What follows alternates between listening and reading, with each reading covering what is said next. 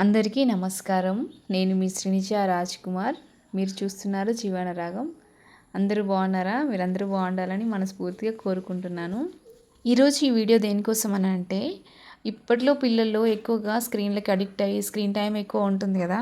కానీ మా ఇంట్లో మా పిల్లలు మాత్రం ఎక్కువ నా కొడుకు చిన్నప్పటి నుంచి కూడా ఇప్పటి వరకు మా ఇంట్లో ఉండే ఆవులతో కానీ, ఇంటి దగ్గర పక్షులతో కానీ, మా ఇంటి దగ్గర ఉన్న పొలంలో కానీ, మట్టిలో కానీ ఎట్లా ఆడుకుంటాడు, తన చిన్న ప్రపంచం ఏంటి అనేది నేను మీతో పంచుకోవాలనుకుంటున్నాను. ఇప్పటివరకు నా షార్ట్స్ వీడియోస్ చూసే వాళ్ళకైతే కొంచెం తెలిసే ఉంటుంది. ఇదైతే నా ఫస్ట్ లాంగ్ వీడియో.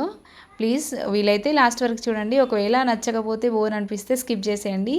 ఇవన్నీ చూస్తే మీకు అనిపిస్తుంది కావచ్చు, ఎందుకు బాబును బయట తిప్పుతున్నావు, ఎండలో మట్టిలో ఆడిపిస్తున్నావు, చెట్ల మధ్య ఎందుకు తిరగనిస్తున్నావు, ఇంట్లోనే ఆడించవచ్చు కదా, ఇంట్లో బొమ్మలతో ఆడించవచ్చు కదా అనే క్వశ్చన్ చేస్తారు కావచ్చు. దానికి నేను ఒకటే ఆన్సర్ చెప్తా. మనం ఎట్లయితే చిన్నప్పుడు మట్టిలో, చెట్లల్లో, కోళ్ళతో, ఆవులతో, మేకలతో ఎట్లా ఆడుకున్నామో నా పిల్లలు కూడా అట్లనే ఆడుకోవాలని అనిపిస్తూ ఉంటుంది. ఎందుకనంటే ఇట్లా నేచర్లో, ప్రకృతిలో ఆడడం వల్ల వాళ్ళకి కేవలం శారీరకంగా మాత్రమే కాదు, మానసికంగా కూడా డెవలప్మెంట్ మంచిగా ఉంటుంది కదా. నా బాబు మట్టిలో ఆడుతున్నప్పుడు నేను గమనించిన విషయం ఏమిటనంటే, అతను నన్ను చాలా క్వశ్చన్స్ వేస్తాడు. అమ్మ ఇదేంటి, ఇది ఎందుకుంది, ఇది ఇట్లనే ఎందుకుంది, ఇదేంటమ్మా, ఈ చిన్న కవ్వ ఏదమ్మా, చిన్న కవ్వ మమ్మీ ఏదమ్మా, ఇవన్నీ క్వశ్చన్లు వేస్తూ ఉంటాడు.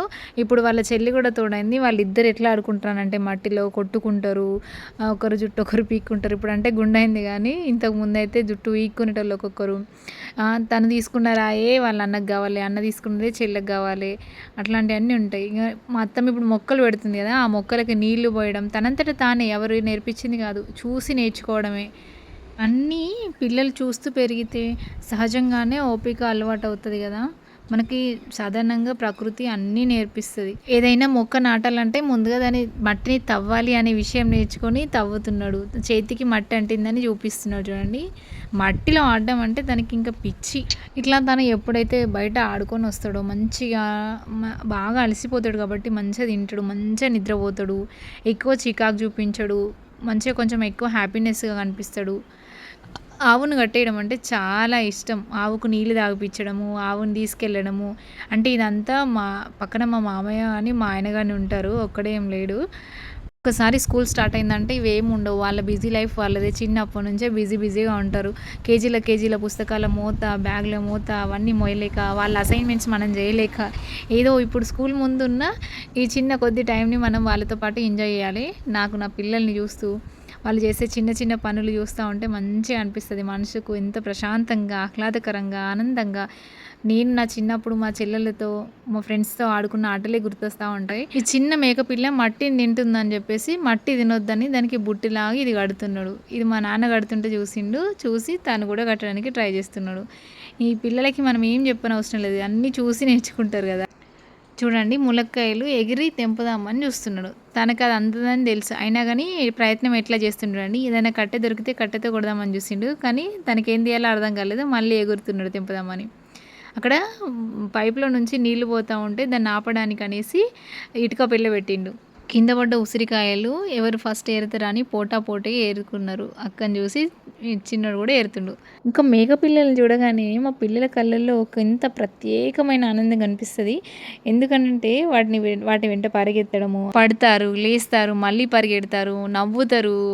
అసలు ఒక రకమైన ఆనందం ఉంటుంది. ఇవన్నీ కూడా అసలు మర్చిపోలేని అనుభూతులు. ఈ చిన్న ఆనంద క్షణాలు చూస్తూ ఉంటే పిల్లలకి ఖరీదైన బొమ్మలనే కొనియని అవసరం లేదు. కొంచెం వాళ్ళతో టైం స్పెండ్ చేయడం, కొంచెం మట్టి, కొంచెం ప్రకృతిలో గడిపే సమయం ఉంటే చాలనిపిస్తుంది. రేపు వాళ్ళు ఎట్లా పెరిగి పెద్దవాళ్ళు అవుతారు, కానీ ఈ బాల్య జ్ఞాపకాలు, ఈ ప్రకృతి ఇచ్చిన అనుభూతులు మాత్రం వాళ్ళతో జీవితాంతం ఉంటాయి కదా. ఒక అమ్మగా నా కోరిక ఒక్కటే, వాళ్ళు ప్రకృతిని ప్రేమించే మనుషులుగా, చిన్న విషయాల్లో ఆనందాన్ని వెతికే మనుషులుగా, ఒక మంచి హృదయం ఉన్న మనుషులుగా ఎదగాలని. అంతే. బాల్యం చాలా చిన్నది, కానీ జ్ఞాపకాలు మాత్రం చాలా పెద్దవి కదా. ఆ వీటిని అందంగా మలచాలనేది నా చిన్న ప్రయత్నం అంతే. మళ్ళీ మరొక అందమైన వీడియోతో కలుద్దాం మీ జీవన రాగంలో. Thank you for watching. ఈ వీడియో మీకు నచ్చిందని అనుకుంటున్నాను. నచ్చితే ప్లీజ్ ఒక చిన్న లైక్ ఇవ్వండి, మన ఛానల్ని సబ్స్క్రైబ్ చేయండి.